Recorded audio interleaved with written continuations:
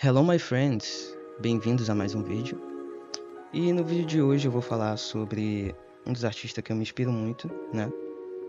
E eu coloco muito das suas técnicas nos meus desenhos também. É o Mike Mignola. Eu acho que ele dispensa apresentação, né? Vocês devem conhecer ele por ser o criador e escritor e ilustrador da HQ do Hellboy, né? Bom, e pra gente entender um pouco mais sobre, né, o segredo por trás da arte dele, eu preciso falar um pouquinho sobre o Mike Mignola. Bom, o Mike, ele é um quadrinista e ilustrador norte-americano. Ele é muito conhecido por ser uma figura icônica nos quadrinhos independentes. E ele começou a sua trajetória como ilustrador ali, lá pela década de 70 e 80, né? Ele já trabalhou em grandes marcas como Marvel e DC Comics e por aí vai. Ele fundou também a própria rede de ilustração, né? Quer dizer, a própria empresa, né, de quadrinhos, né, ilustradora de quadrinhos. E, bom, o Mike, assim como todo artista, ele também tem algumas influências que impactam diretamente nos seus desenhos. Uma dessas é Gustavo Doré e H.P. Lovecraft. O Gustavo Doré, ele é um pintor, desenhista, ilustrador e gravador francês lá do século XIX, que vem lá por esse período, né? Ele vem pegando esse movimento estético do romantismo e simbolismo, que eles usam muito essa coisa de colocar simbolismos, às vezes religiosos, por ter essa questão do catolicismo muito forte nessa época do século XIX, né? Você consegue ver isso nas suas gravuras, que ele mexe muito com essa coisa do sobrenatural, da religião, e é algo que tá atrelado diretamente nessa questão da arte do Mignola, assim como H.P. Lovecraft, que dispensa apresentação. Ele é um grandíssimo escritor, né? É considerado o pai do terror cósmico, né? Ele impactou diretamente na cultura pop, né? E continua impactando, que muitas das grandes obras de terror que a gente vê, que mexem muito com essa coisa do espaço, o terror cósmico, vem do H.P. Lovecraft. E vocês devem conhecer também porque ele é o criador do Call of Cthulhu, né, os Contos de Cthulhu, um dos mais famosos contos de terror cósmico dele. Ele também inspirou, além de inspirar o Mike Mignola, ele inspirou também grandes escritores como Stephen King e Robert E. Howard e muitos outros. Então, além de ser uma grande inspiração para o Mike Mignola, ele é uma grande inspiração para grandes escritores, grandes artistas, principalmente aqueles que tentam passar essa ideia do terror. O H.P. Lovecraft, ele é conhecido como pai do terror, principalmente cósmico. Então, essas são algumas das inspirações que o Mignola ele usa para colocar na sua arte. E bom, galera, agora eu vou falar um pouco do Mignola e da sua arte. O Mignola ele desenvolveu um estilo único, onde ele mistura horror, fantasia e elementos folclóricos com uma estética sombria e minimalista.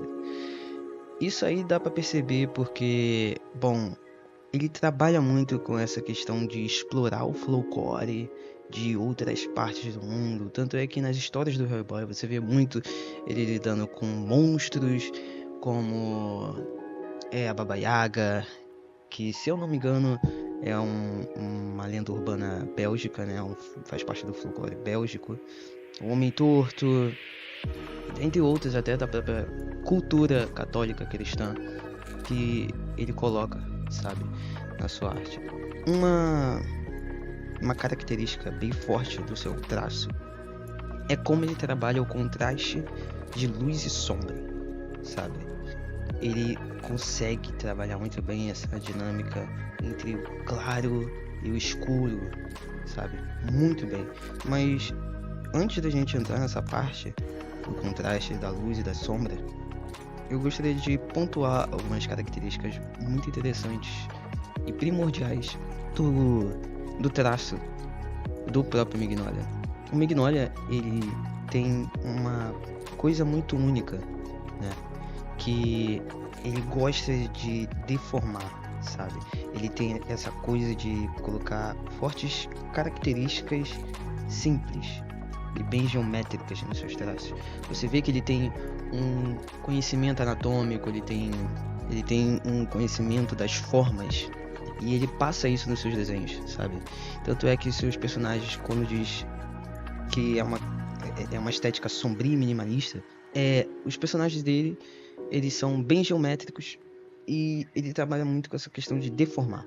Tanto é que o próprio Hellboy, se você for ver, ele tem essa questão de deformar. A mão direita da perdição, né, do Hellboy, uma mão é maior que a outra, parece até que é uma peça de Lego.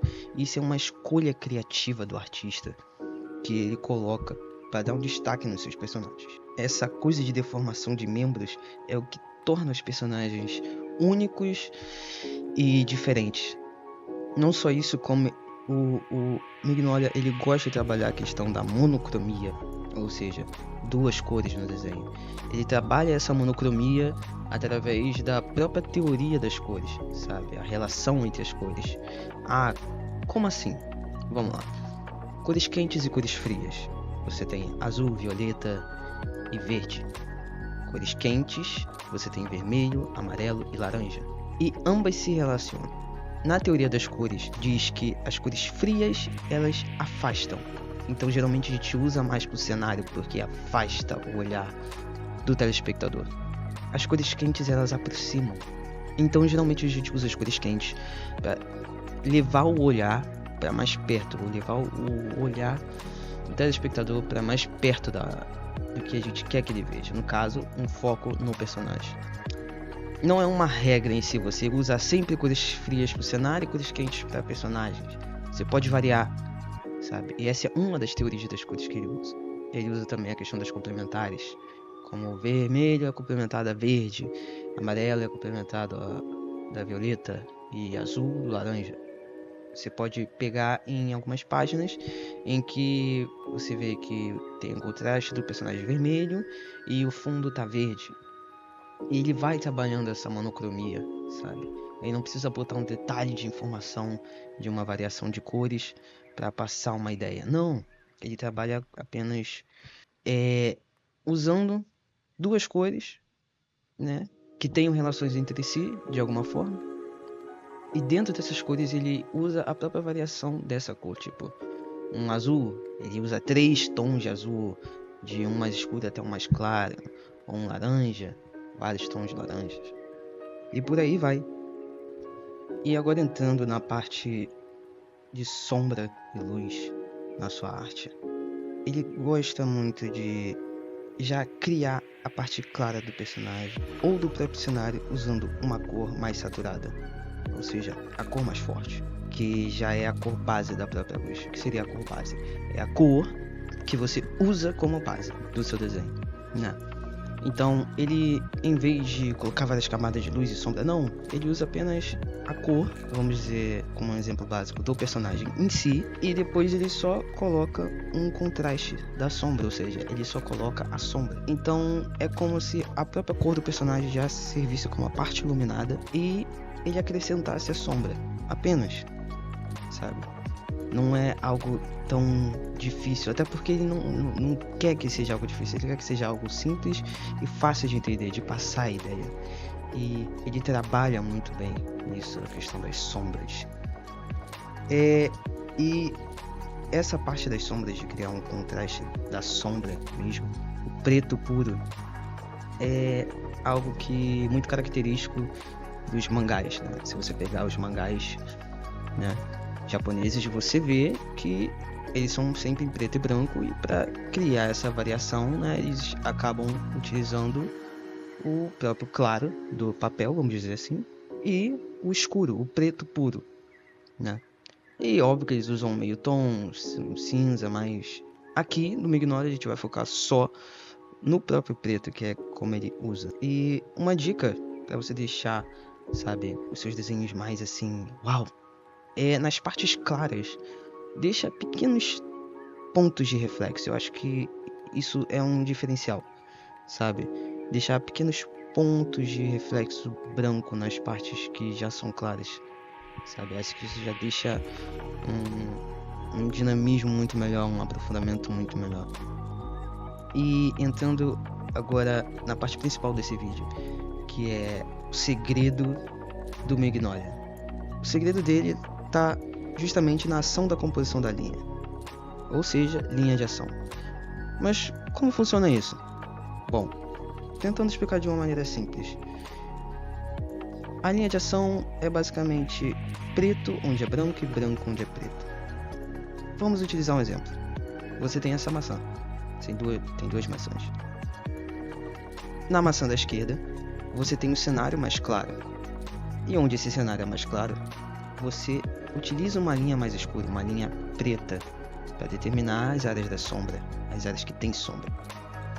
E na maçã do lado direito, você tem um cenário mais escuro. Então, como eu vou trabalhar no cenário mais escuro? Clareando.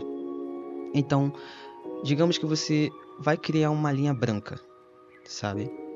Num cenário mais claro você tem uma linha preta, e num cenário mais escuro você tem uma linha branca. Então, esse seria o grande segredo.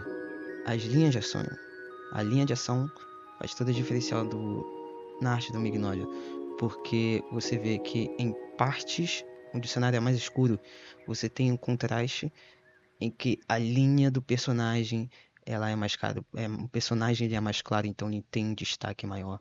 Em lugares onde o cenário é mais claro, o personagem ele tende a ser mais escuro e ele forma essa silhueta. É basicamente você formar a silhueta do personagem. Então, esse é o grande segredo por trás de todo o trabalho do Mignola. Ele trabalha muito bem essa questão da ação da composição da linha, sabe? Se você estudar isso e tentar colocar, sabe, nos seus desenhos, é algo que vai fazer um total diferencial, sabe? Exercícios de claro e escuro, sabe? De modelo vivo que as pessoas ficam desenhando e usa o carvão lá para fazer os detalhes, o escuro, claro, entende? São exercícios bons para você.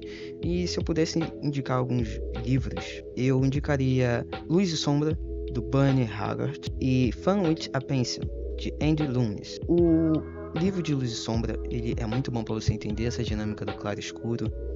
E o livro do Andrew, ele é muito bom para você, sabe, explorar essa parte de deixar a mão mais solta, fazer personagens mais caricatos e trabalhar essa coisa de deformação, sabe?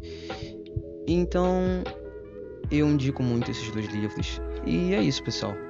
Esse é o segredo por trás da arte do Mignola, ao meu ver. É algo que faz as suas composições serem únicas.